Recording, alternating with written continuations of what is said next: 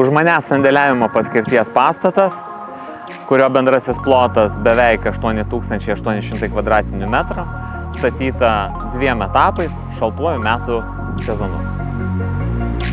Pagrindiniai iššūkiai 2014 metų statybos leidimas, statyba šaltuoju metu ir aukštas gruntinis vanduo, bei žemėtvarkos, teritorijų planavimo ir statybos įsakymų pakeitimai. Vidaus apdailoje buvo naudotas tik premium klasės medžiagos, atitinkančios aukščiausius akustinius standartus.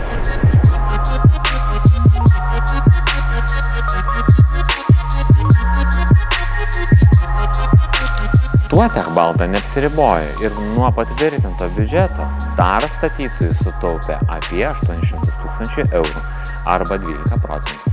Net ir įveikus netikėtas aplinkybės 2 statyboje etapuose.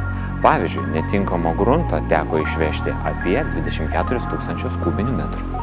Techbalta komanda ne tik atitinka, bet ir viršija lūkesčius. Pagarba, pareiga ir pakantumas – vertybės, kurią mes vadovaujamės kiekvieną dieną.